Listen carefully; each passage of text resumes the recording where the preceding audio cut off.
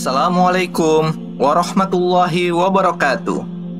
Sahabat Ensiklopedia Islam, pada episode sebelumnya telah diceritakan tentang perjuangan dakwah Nabi Nuh alaihi salam kepada kaumnya. Kadar kekufuran, kejahatan, dan pembangkangan mereka, baik dengan perkataan maupun perbuatan, sudah mencapai puncaknya. Mereka telah kufur dan berbuat kejahatan secara merata. Maka Nabi Nuh pun bersedih karena kaumnya tidak mau memenuhi ajakannya, bahkan sampai meminta agar disegerakan azab untuk mereka. Meskipun begitu, Nabi Nuh alaihi salam tidak berputus asa. Dia tetap berharap kiranya ada di antara mereka yang mau beriman.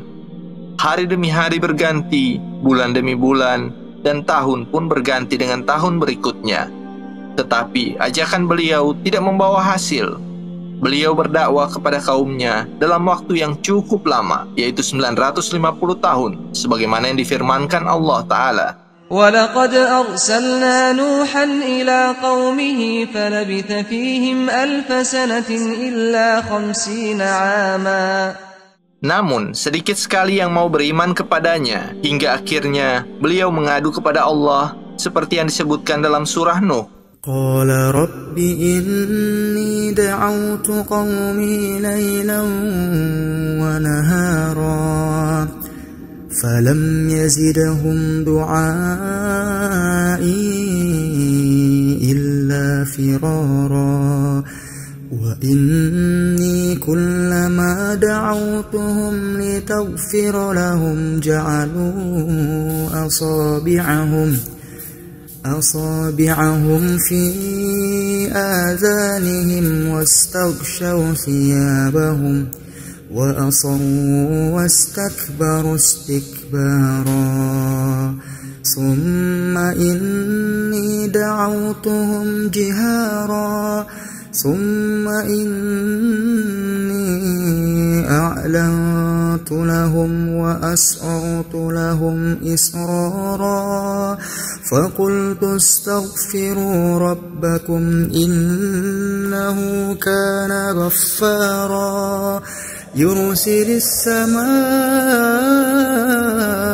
عليكم مدرارا ويمددكم بأموال وبنين ويجعل لكم جنات ويجعل لكم أنهارا وقال نوح رب لا تذر على الأرض من الكافرين ديارا إنك إن تذرهم يضلوا عبادك ولا يلدوا إلا فاجرا كفارا. Maka Allah Subhanahu wa Ta'ala memerintahkan kepada Nabi Nuh alaihissalam untuk membuat kapal dan mengajarkan kepadanya bagaimana membuatnya dengan baik. Pembuatan bahtera yang amat besar itu bukanlah hal yang sederhana. Allah Subhanahu wa Ta'ala membimbing dan mengawasi secara langsung akan pembuatannya.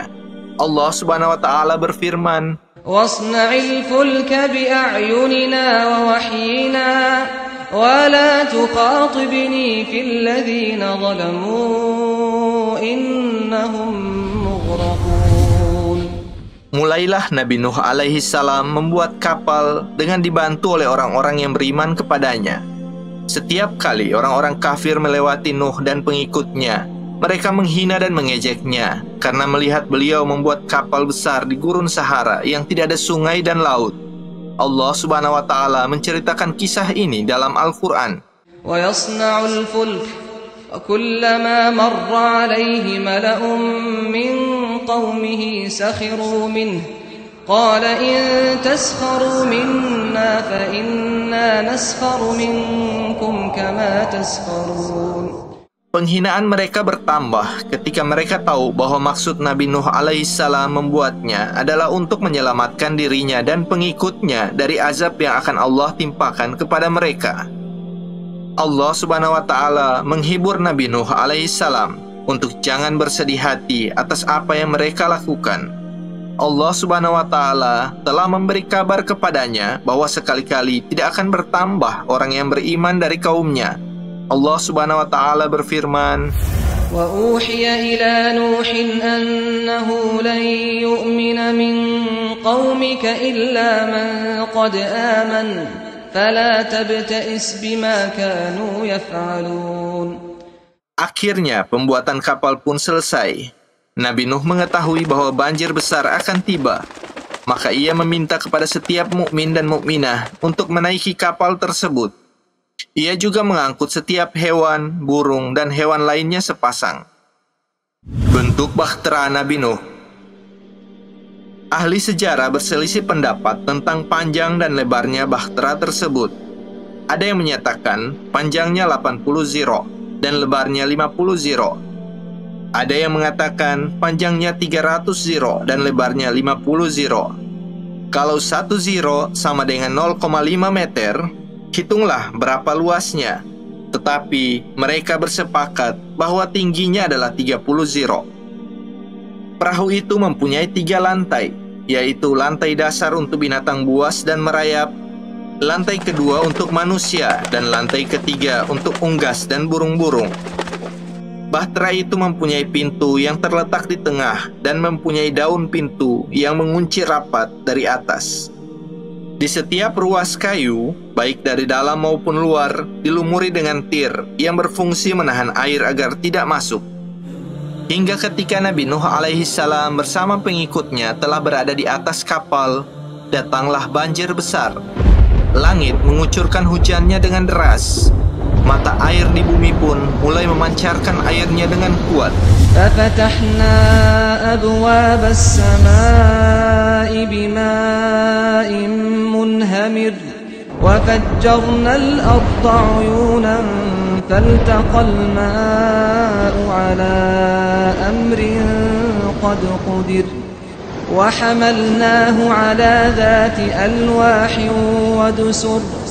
Maka Nabi Nuh alaihissalam berkata kepada seisi makhluk yang ada di bahtera tersebut, وَقَالَ ارْكَبُوا فِيهَا بِسْمِ اللَّهِ مَجْرَاهَا وَمُرْسَاهَا إِنَّ رَبِّي لَغَفُورٌ رَحِيمٌ.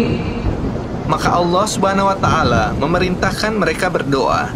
فَإِذَا اسْتَوَيْتَ أَنْتَ وَمَنْ مَعَكَ عَلَى الْفُلْكِ فَقُلِ الْحَمْدُ لِلَّهِ الَّذِي نَجَّانَا مِنَ الْقَوْمِ الظَّالِمِينَ وَقُلْ رَبِّ أَنْزِلْنِي مُنْزَلًا مُبَارَكًا وَأَنْتَ خَيْرُ الْمُنْزِلِينَ. Kapal pun mulai berlabuh dan mengapung di atas air. Ketika itu Nabi Nuh melihat anaknya yang kafir. Ia memanggilnya dan berkata, Ya bunayya rkam ma'ana wa la takum ma'al kafirin. Tetapi anaknya menolak ajakannya dan berkata, Qala sa'awi ila jabali ya'simuni minal ma' Qala la 'asima al-yawma min amrillahi illa man rahim wa hala bainahuma al-mawj fa kana minal mughraqin. Kaum Nabi Nuh yang kafir saat melihat air membanjiri rumah mereka dan mengalir dengan derasnya, maka mereka merasa akan binasa. Mereka pun segera mencari tempat-tempat tinggi untuk menyelamatkan diri. Tetapi ternyata banjir itu telah mencapai puncak gunung. Saat itu seisi bumi dipenuhi dengan air, baik gunungnya, bukitnya, padang pasirnya, bagian datarnya dan jurangnya. Kebanyakan para ahli tafsir mengatakan bahwa ketinggian air kala itu di atas permukaan gunung, yang paling tinggi yaitu 15 ziro. Bumi saat itu betul-betul tidak bertepi, semuanya dipenuhi dengan air. Bahtera itu melewati ombak yang tingginya bagaikan gunung-gunung.